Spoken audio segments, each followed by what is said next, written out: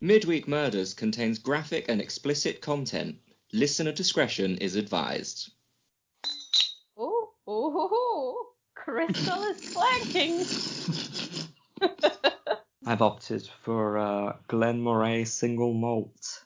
Wow. £18 from Tesco. Other retailers are available. Well, somebody's living life. Yeah. Well, I had to go to the shops because it's Father's Day in the UK tomorrow and I hadn't got my dad anything. What are you going to get him? I got him some dessert-flavoured chocolates. Ooh la la. Ooh la la, sacre bleu. And a fancy bottle of Birre Morate, which I think is an Italian brand of beer.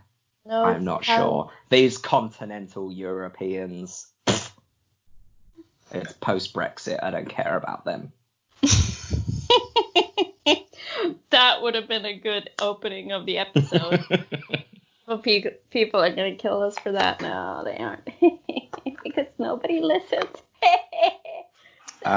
We had 47 bots download our podcast. Thank you very much. True story. Of which I would like to express my eternal gratitude. For all of Thank you, the there. programmers who have created a bot to download any old kind of shit from the internet.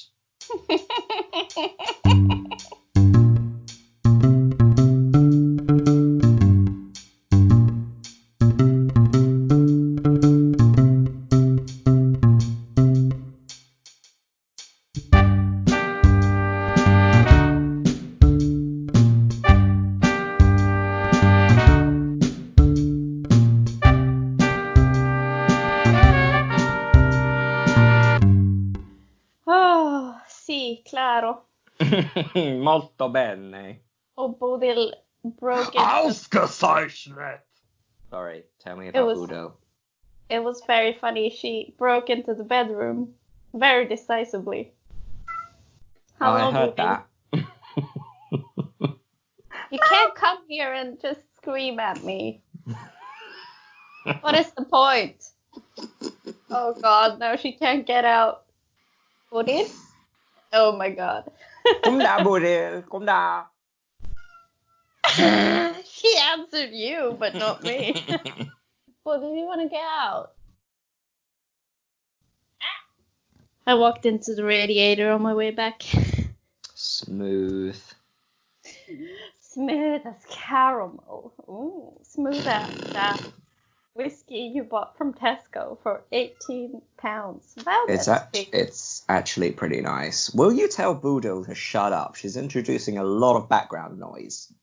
I think she wants dinner. She is very much wanting to be in this room, but when she's in, she's like, I can't get out. I can't get out. What did you do to me? I was like, you did this to yourself. I know that feeling. It's every time we press record.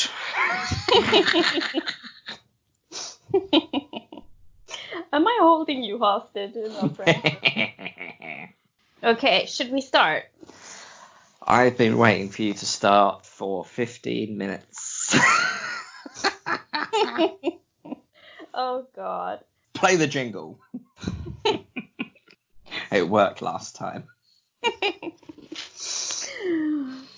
You're listening to Midweek Murders, and it's time to talk about crime. Bum, bum, bum. Yeah. That's what I'm talking about. Okay. To the introductions. Oh my God, no! I'm Sandra, and this is my friend Joe. Say hi, Joe. Hi, Joe. Oh, I knew you were gonna go for that one. Low hanging fruit. On today's episode, we're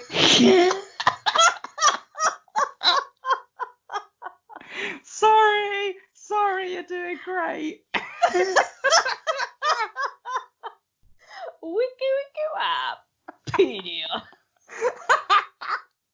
Okay. I'm ready. Today we're going to talk about the Pimlico Mystery. So our case starts on the 1st of January 1886 when Adelaide.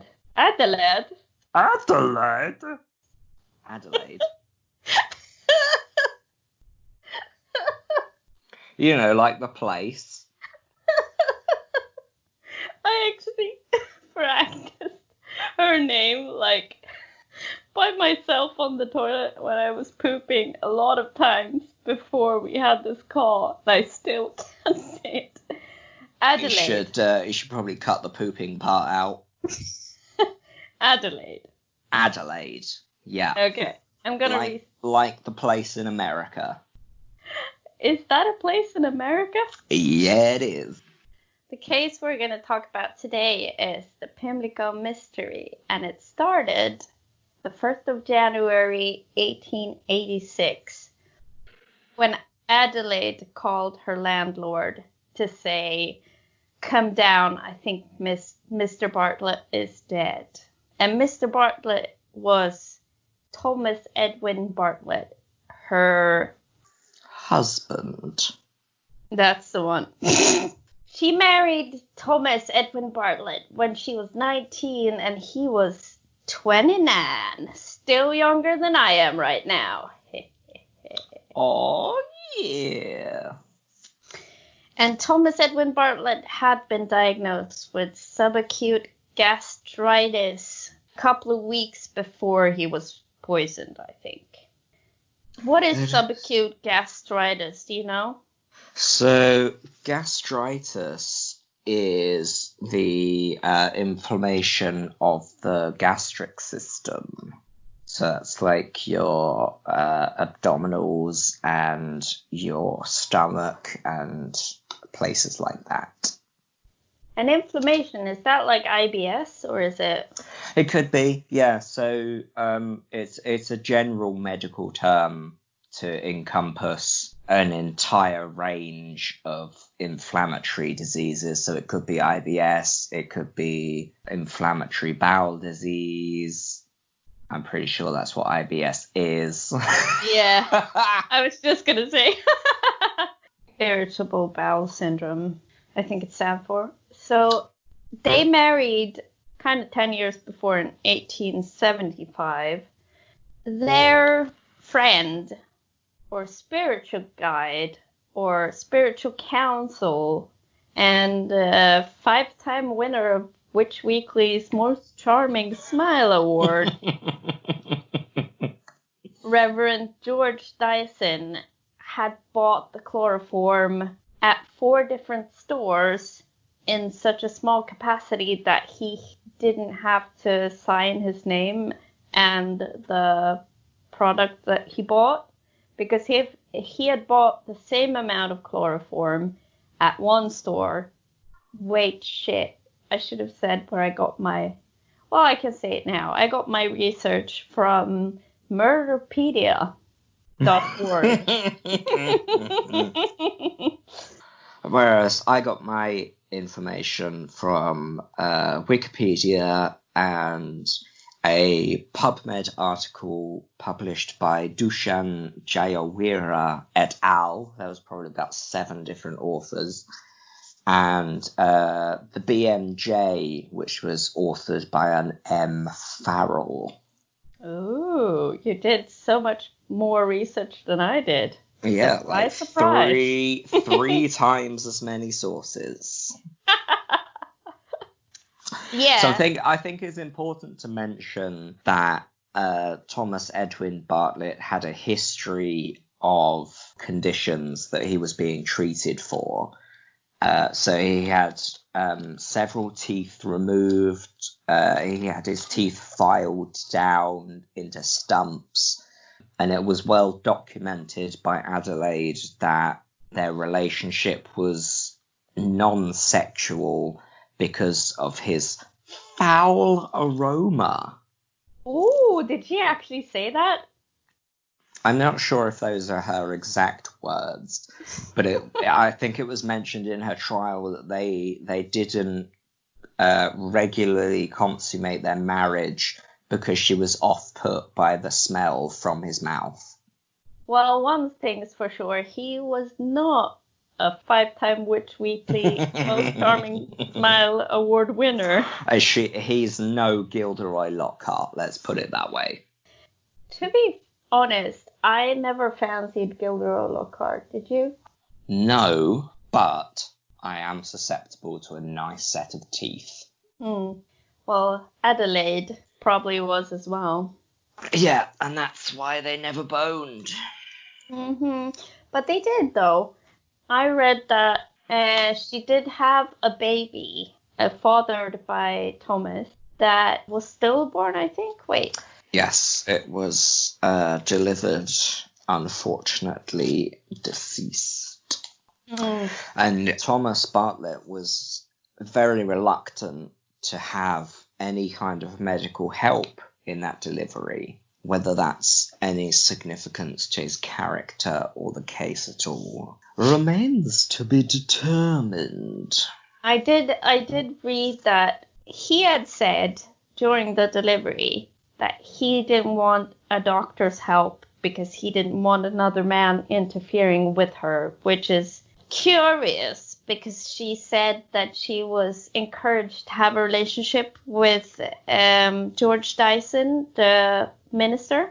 Yeah, so the sources that I read also confirmed that they were encouraged to have a relationship in so much as that he didn't mind them kissing in front of him. But that's what they said, wasn't it? Yeah, that was the opinion of Adelaide and George, yeah. So Adelaide Blanche de la Tremoille married him, as I said, when she was 19, and he came from a very close-knit family of prosperous grocers. And some sources say that some sources, I only read the Murderpedia, so what do I know? But it's like difference in opinion, I think, about like how much they accepted her into the family, which doesn't obviously make any difference to what happened in the end. But her father-in-law accused her of having a sexual relationship with Thomas's younger brother. Yes. Yeah, that's seconded in the sources that I read. Yeah, so the father-in-law was a particularly strong voice against their relationship. Which, of course, is hard to say anything about because it was so long ago, but might have been, might have not have been. Thomas Bartlett had drafted a will before he fell acutely ill, as it seemed, leaving everything to Adelaide. And there was a stipulation in that will saying that she couldn't remarry if she had inherited his estate. Yeah. But then they redrew the will, or he redrew the will, and made George Dyson an executor of that will and removed the bar where it said that Adelaide couldn't remarry. And that, for me, also indicates murder. Because it's quite suspicious that George Dyson should come on the scene and somehow Thomas Bartlett would redraft his entire will in that not only would Adelaide inherit, but she was now also allowed to remarry and basically do whatever she wanted. And that also happened just 4 months before he died. So for me, that's like a red flag. I concur. The doctor that was treating Thomas Bartlett was Dr. Alfred Leach. And Leach said that he prescribed chloroform reluctantly, but that Thomas insisted on that, which is also a bit strange. But I guess like if he couldn't get to sleep, at some point you get desperate. So I don't know. I think it's important to note here that at the time, chloroform was like a seen as a miracle drug. it had recently come onto the scene. A lot of different countries and practitioners viewed chloroform as the perfect anesthetic, the perfect drug that would send you to sleep. So it was widely used throughout continental Europe for both pain relief and as an analgesic. So to ask your practitioner to prescribe you chloroform in those times was less questionable than it would be in today's economy. Just like if I were have to been alive at that time, they would have prescribed me cocaine and vaginal Morphine. Stimulus. Well, we went different ways with that. The mystery around the Pimlico Mystery is that Adelaide and Dyson was put on trial but mostly Adelaide, for poisoning him, Thomas Bartlett, because at the autopsy they discovered a lethal dose of chloroform in his stomach. But the mystery of it is that he didn't have abrasions in his throat or mouth. Like, if he had swallowed chloroform, there would have been, like, wear, I guess. Yeah, so chloroform is a nasty liquid to administer through the digestive tract. And quite often, medics will see that liquid chloroform will cause a lot of problems. So one article that was in the BMJ was of someone that had tried to overdose with 99% chloroform in liquid form. So they admitted that one particular lady into A&E, and she had hepatotoxicity, which is liver failure. She had severe gastritis and ulceration.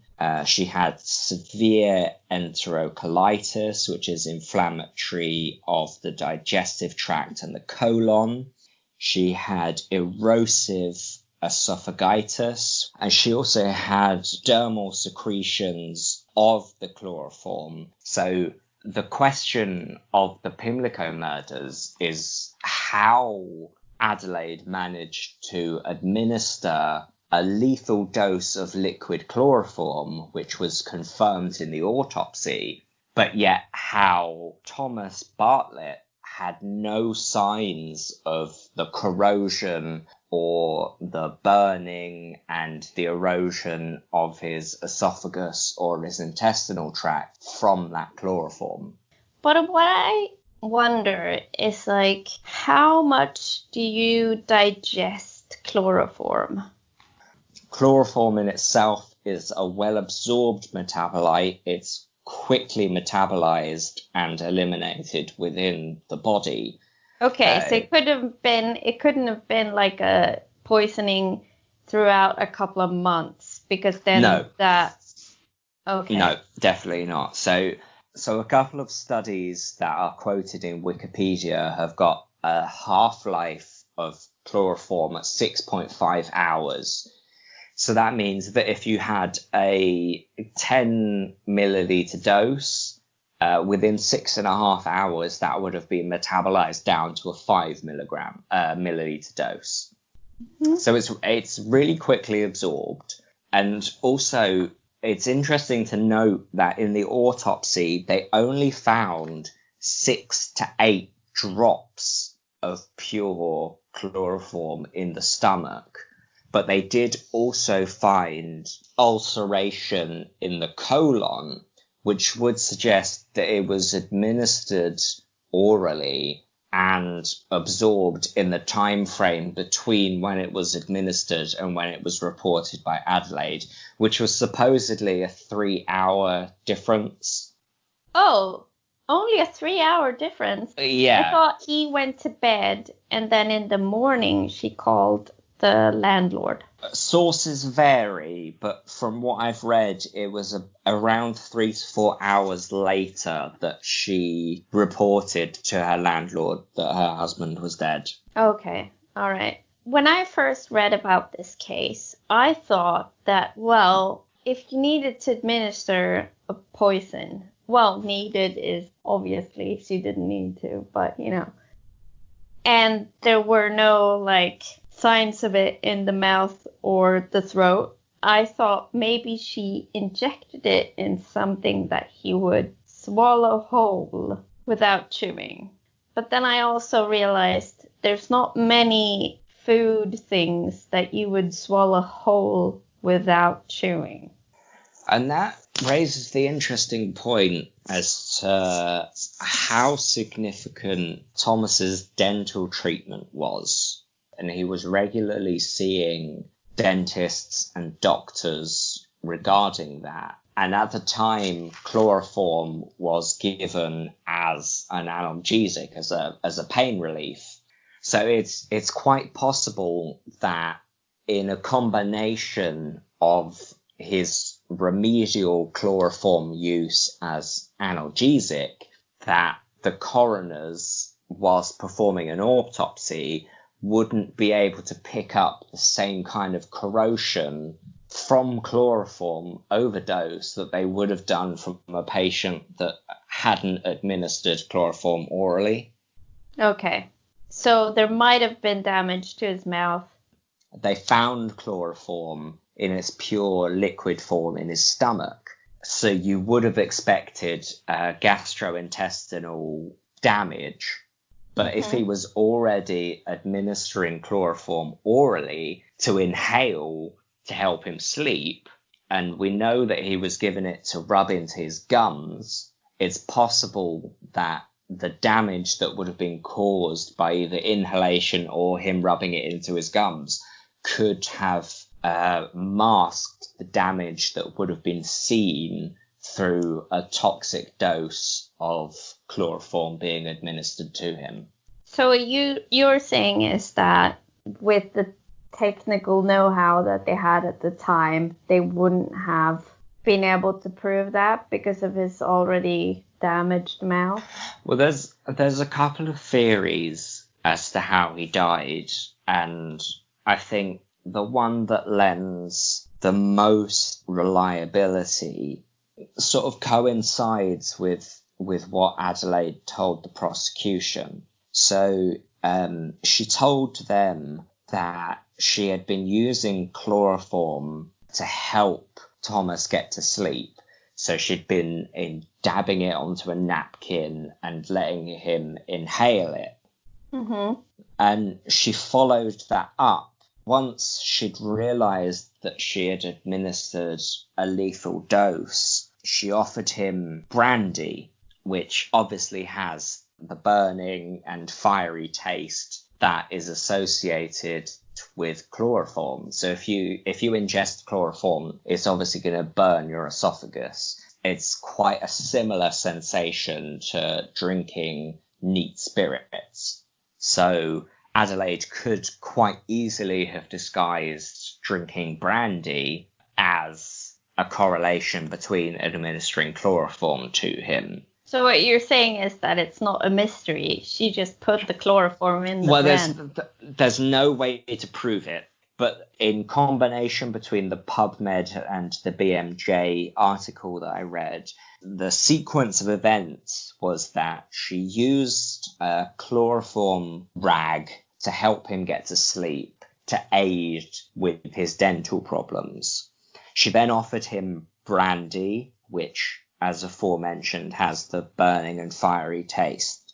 She then could have, it's not proven, but she could have added the chloroform to a glass of wine, which was found on the mantelpiece within reach of Thomas Edwin Bartlett. So if she added that chloroform to the wine, as he drank it, it could have also passed through his esophagus with the burning sensation that he would have associated with brandy, and the pre-administered aspiration of the chloroform would have made him drowsy and a bit sleepy, so he wouldn't have been 100% aware of what's happening. So you drink one drink, it burns on the way down, you think, okay, that's fine. You drink another drink, it burns on the way down. You think, okay, that's fine, it's the same drink.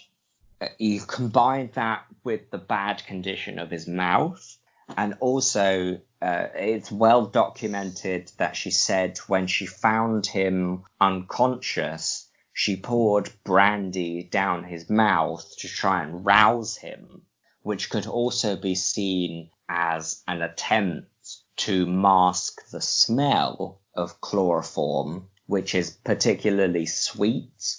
And so, in my opinion, it's quite likely that she spiked one of his drinks with the lethal dose of chloroform, and the combination of that with his previous dental treatment explains why he didn't have the conditions coroners would have suspected, because they were looking for damage and erosion to the GI tract.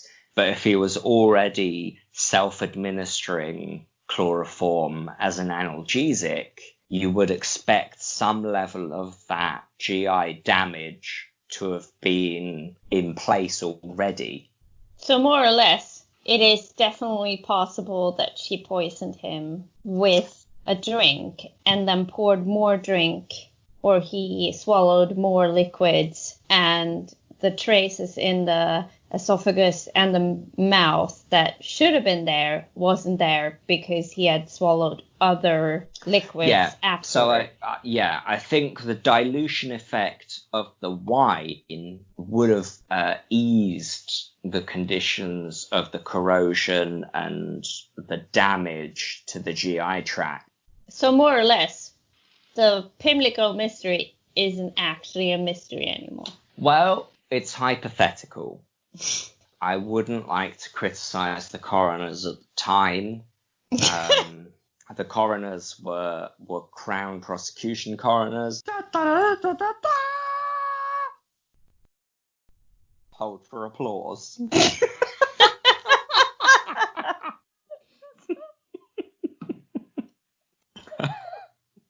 Excuse us, listeners. We're pissed. It's the only way we can get over our social anxiety. Oh, I'm so sweaty. But I think at the time there wasn't the science available to determine the administration route, and that's what got Adelaide off. Because also the landlords found a bottle, and they found that it smelt of brandy and some kind of ether. Ether has a typically sweet smell, so they wouldn't have immediately identified it as chloroform. But the fact that chloroform was readily available as prescription, and that George Dyson had suspicious circumstances in purchasing the chloroform, leads towards the guilty prosecution of Adelaide, but obviously without being able to autopsy and determine stomach contents and body condition and things like that, it will forever remain a mystery.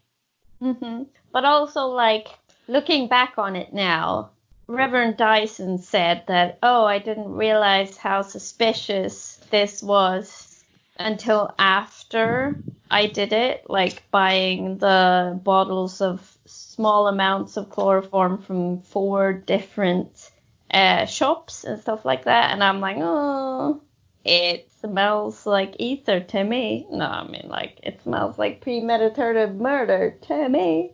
The laws at the time said that you only had to sign for and put a record down for volumes of chloroform that were high volume. But if you had been told by someone to buy X amount of chloroform, and you then went about it and went to all of these different chemists and suppliers and bought a volume below the level that you needed to supply a reasoning and a signature, it does become slightly suspicious. And then you tie that into the fact that Thomas had changed his will, and not long after meeting the vicar, he was basically courting them. He was allowing them to meet. He didn't mind their relationship. They could kiss in his presence while he was smoking a pipe in the corner of the room. But I don't think he did actually allow them to do that. I think that was a rewrite of history from Adelaide and George Dyson, because it's like, well, they said that was the case. Which then begs even more questions as to why he changed his will. I think that they probably persuaded him to take that clause out of the will, maybe when he was already drugged. Perfectly possible. Yeah. And after that, after the whole shebang, she was acquitted, by the way, because they didn't have enough evidence. She was also acquitted under a statement to say that there's quite overwhelming evidence to suggest that she had done it. They just couldn't prove how it had been administered without causing the damage that they would expect through oral administration. Mm-hmm. Did you feel like you solved it? No, I think it will always remain unsolved until someone looks at how easy it is to administer liquid chloroform through some kind of diluent. It has to be possible, right? Everything's possible. Follow your dreams. Oh, I did have a question. Are you going to do a trailer for every podcast, or was it just a trailer for us in general? It's a trailer for us in general. Okay. But That's fine. Might change it if I have something better. If I have any shit to work with. No, that's fine. I was just curious. Curious. All right, let's get on with this shit. Okay. Should we say bye to the bots? Sure, why not? Goodbye, bots. Is it because we talked about the Russian government last time that we have so many bot downloads? I mean, so many. It's quite possible. Bye, Russian bots. Hello, Russia! Thank you for listening to this week's episode of Big Week Murders. Bye!